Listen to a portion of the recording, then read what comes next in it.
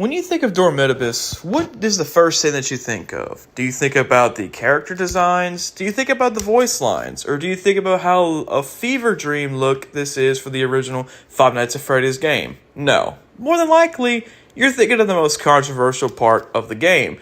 And I don't blame you. It's pretty freaking disgusting. But what if I told you there's a little bit more than what meets the eye to this game? That there's actually a little bit of a redemption story at the end of this, despite everything this game had been through with its creators and plotlines throughout the game. This is the rise and the fall of Dormitabis. But before we even look into the rise or the fall of it, we gotta figure out what exactly Dormitabis is. Dormitabis was a point-and-click drag FNAF game that was made by a different group of developers, most notably known as Own Trick, Nichi, Tommaso Dito, the Sparky 556, Datatushi, and Ultra Nima, but most notably Blackout. While Own Trick took the roles of the main modeler and coder for the game, Blackout decided to be the one to write the story and come up with the original concept. Everything that you see in the game, storyline, phone calls, whatever the case may be, was solely based off of what Blackout's imagination was on. This game is based off of the original Five Nights at Freddy's series developed by Scott Cawthon. It even goes as far as connecting to the lore of his game series pretty neatly. The game, however, has way more content throughout its series than the Scott Cawthon games lengthwise. A normal run in this game takes 70 minutes if you do not die in a single time. It also comes with a wide variety of characters that swap out, each for a different combination of characters every single night. The game keeps you interested and gives you a different challenge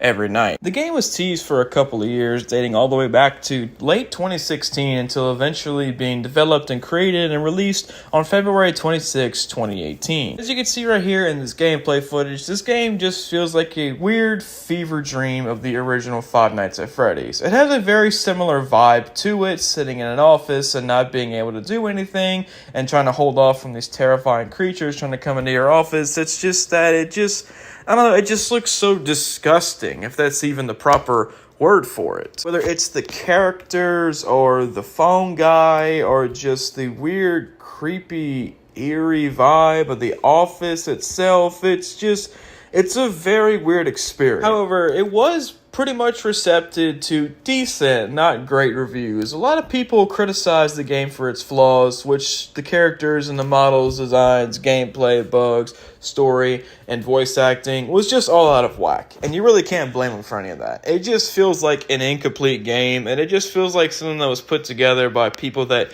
don't have a lot of experience in video game developing. However, there was another side of the FNAF community that actually really enjoyed the game and was actually praised by most of it and being considered as one of the better FNAF games in 2018. And even still to this day, there are a lot of people that defend this game and treat it like it's one of their favorite FNAF games out there. I had previously mentioned Dormitabis in a video of mine earlier, and a lot of the comments for Dormitabis were two ways. Number one, they were out talking about how disgusting that one part that we're going to talk about later is, or two, they talking about how they genuinely enjoy the game and how it's not that bad of an experience for them. And if you're one of the people that enjoy this game, I praise you. Congratulations. I'm happy for you. Seriously, everybody is entitled to their own opinion. I respect your opinion. If you find this game enjoyable, there's absolutely nothing wrong with that, and I'm glad you're having fun with it. But there are still a lot of people in the earlier days that just didn't find this game to be too much fun. Yet, despite the early criticism, that didn't stop a couple popular FNAF YouTubers from playing it, most notably as Dawko and Markiplier. The game that Dormitabis appeared in Markiplier's video was titled 5 FNAF Fan Games, and it just so happened to be one of them in there. While Markiplier was playing the game, he didn't say anything negative about it, as he is a very respectable content creator and is not going to bash anybody's creation on the internet. He definitely looked a little scared of the game and was pretty much enjoyed by it. In the end, at the very end of the video, he ended up saying how it was very different, but nevertheless, it is a very enjoyable game. It is also worth mentioning that Markiplier did not end up getting to that specific phone call that everybody knows about. I do have a strong feeling, though, that if Markiplier would have heard that phone call, it either would have been cut out of the video or he wouldn't have mentioned Dormitabis whatsoever in any of these videos. But nevertheless, he said that it was different, but very much enjoyable. Dawko's reaction to the game was eagerly similar to Markiplier. He stated that the game was very much different than any other FNAF game we have played. It was pretty creepy and weird looking, but nevertheless, he still enjoyed it. Key difference between him and Markiplier is that Markiplier had only played up to the third night, whereas Dawko completed the the entirety of the game. So he must have found some kind of enjoyment out of it if he ended up playing the entirety of the game, collecting everything that had to be found from the game, just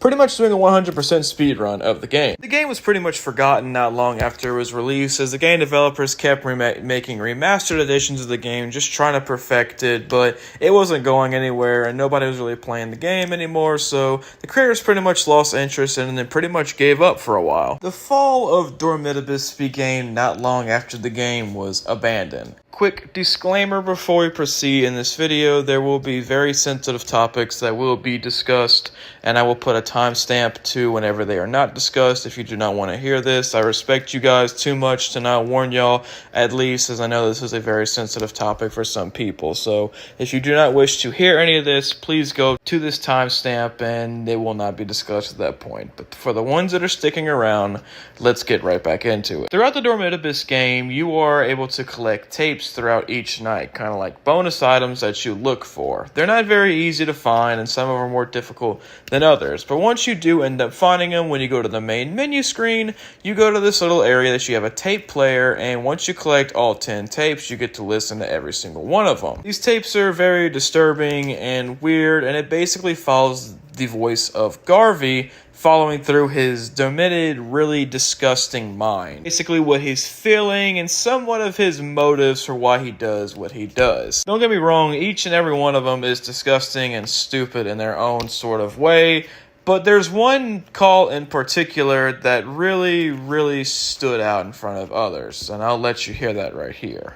God, this is most certainly beginning to be fun. There's this hot 15-year-old that was part of the kids' friends group. You know, it was fun. She screamed, but nobody heard her. It was so much fun. She's in one of the suits now. Just a little more time until Fredbear's is going down as well. But hey, I'll find my ways to catch her at the others. What you basically just heard in this tape is Garvey confessing to him R-word. And that is disgusting and disturbing on its own different levels. That tape alone set this game apart from every other FNAF fan game, as this went over a line that should never be crossed in any sort of fashion whatsoever. What would drive somebody to want to put this in a video game, and how in the world would this make a villain any scarier or more diabolical than a typical villain in any other movie out there? As I had mentioned earlier, whenever Markiplier had played the game, he had only completed 3 nights, so he did not unlock this tape or be able to hear it. However, Dawko played the entirety of the game, and this was his reaction whenever he ended up going to the tape that contained the audio. Okay. My God, this is most certainly beginning to be fun. There's this hot 15-year-old that was part of the kids' friends group. You know, it was fun. She screamed, but nobody heard her. It was so much fun. She's in one of the suits now. Just a little more time until Fredbear's is going down as well. But hey, I'll find my ways to catch her at the others. I just want to point out that this is the only tape that Dawko did not do an entire segment on what he thought of it. He pretty much just kind of skipped over it and didn't mention really anything of it outside of he thinks that there was a child that was murdered throughout that tape. I don't know if he was confused on the situation or if he knew what was going on and just didn't want to discuss it, because either way, I can't blame him. If he didn't know, I wouldn't want to know either. But if he did know, I don't blame him for not wanting to discuss that. And honestly, I'm kind of shocked that that tape was even featured in the entire video itself. However, this was not the only reason that Dormitabis didn't get the traction that a lot of people wanted it to. As I had said previously in this video, this game was pretty much developed by a group of developers. There was 4 most notable ones out there: Own Trick, Steven Mator, Super Marf Bros, and most notably, Blackout. However, the person that was responsible for the storyline and anything that the characters had said throughout the game, like I mentioned earlier, was solely based on Blackout. He was the one that wrote everything, even including those tapes. Just wanted to put that out there so nobody goes after the other creators in this game. They had nothing to do with any of that. They were just making their own video game, and this isn't Blackout's own sick, twisted fantasy. However, this poor character design was only the tip of the iceberg for what was about to happen for Blackout, because in November of 2020, Blackout was exposed through a number of different screenshots. Through each and every one of these screenshots, it was confirmed that he was the following things. Through the various screenshots, we could confirm that he was acting as a nymphomaniac, a narcissist, a control freak, an abuser, a necrophiliac, and a transphobe. But most notably, he was outed as a rapist. There was a long list, as you can see right here, of the shit that Blackout had done, going as far as a manipulative asshole, really disturbing fetishes, most notably known for necrophilia, which he was really into, being a rapist, or killing people. A very sick and twisted person this is. They even went as far as blackmailing a lot of friends if they critic or disagree with him on what he wants, womanizing, cheating on women before despite saying he's a faithful boyfriend, constantly uses his girlfriends for sexual activities, doesn't have any moral standards, doesn't really care about morals are subjective as humor, uses excuses such as abusive family, weed, school, and other stuff, life problems to justify his actions, likes to talk about his weird fetishes with his friends like it's a normal thing, and cramming his own opinion down people's throats and won't regard others. Pretty much putting the cherry on top of the ice cream, for Blackout is a very disgusting human being. But even if this all wasn't bad enough, the cherry on top of the ice cream was the fact that Blackout got exposed for chatting with an underage minor on Discord. He would constantly talk about how this minor was his special friend and how he despised the fact that the age limit for consent was so low in the country of Germany where he comes from. Going as far as to sending a nude image of himself to this minor.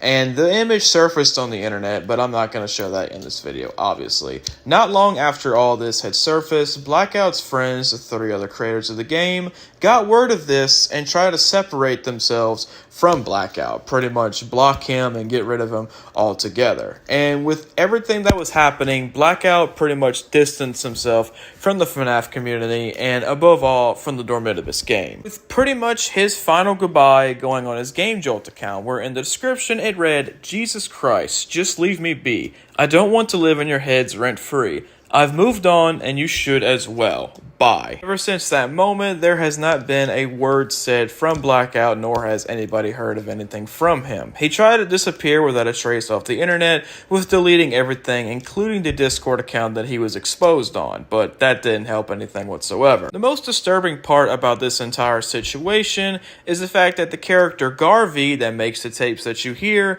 is Blackout's own character mixed into a FNAF video game character. Everything you hear or see from Garvey is exactly a carbon copy of Blackout himself, pretty much put into a video game. And that just makes Blackout even more sick. The other 3 game developers that I had mentioned genuinely wanted to make a FNAF game, put a lot of effort into it, and really just wanted to be popular and seen as good video game developers, whereas Blackout pretty much just wanted to be seen for his sick sexual fantasies that he wanted to imply all over the world. But if anything, karma is a bitch, and it backfired on Blackout, as his fetishes would pretty much expose him for the piece of shit that he truly is. So what happened to the Dormitabis game? Well, with the main traction that Blackout was getting, Dormitabis actually pretty much got back up on the rise in late 2023, 5 years after the game initially released. Like I said, it was pretty much abandoned in early 2019 until 2023 when it rose again, and a lot of people pretty much still had a very similar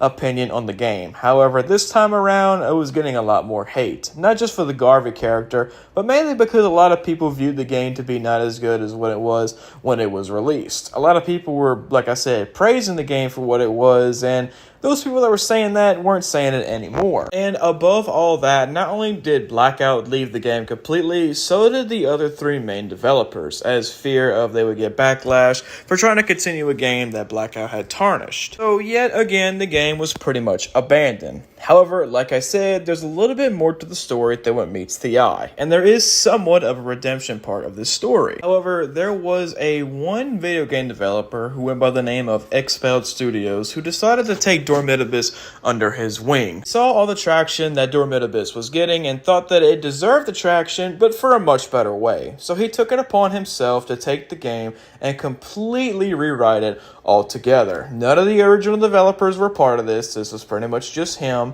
and he basically rewrote the entire story, and most notably took away any instance of Garvey being a narcissist, nymphomaniac, necrophilic, anything that made Garvey a disgusting person, and removed that ultimately from the game. Not only did Expelled Studios go as far as to do that, he also had a whole crew behind him. People that are mentioned on this screen right here were very big, helpful hands in getting this game off of the ground and ultimately making it the better game that it is. Not long after all this had happened, Dormitabis Remastered was uploaded in July of 2023 to GameJolt and was taken to massive success and was all in all applause for how good the game was. Honestly, they brought this game back from the dead. This was a very bad game that nobody wanted to play, and they turned that into a really decent game that people are genuinely enjoying now. Dormitabis Remastered is not a bad game whatsoever, and if anything, it's a hell of a lot better than what the original one was. And I really hate saying that because outside of Blackout, the other video game developers,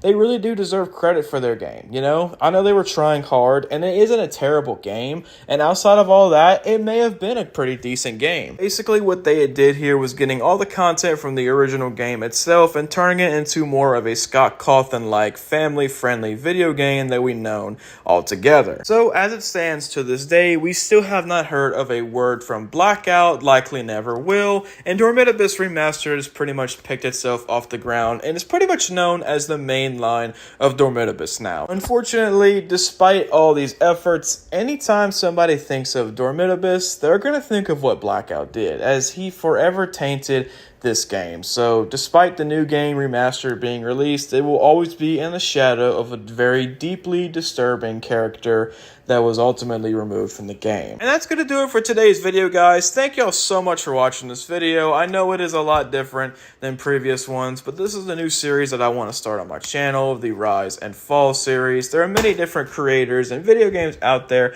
to talk about, so I have a lot of ideas moving forward, and I appreciate the love and support you guys have given me throughout this journey. We're starting a brand new year in 2025, and I'm trying to start that with a bang, releasing banger content for you guys. So if y'all enjoyed this video, go ahead and leave a like, comment down below the next creator/video game you want me to touch on, and make sure you hit that subscribe button for more content related to this. Thank you so much, and I'll see y'all in the next one.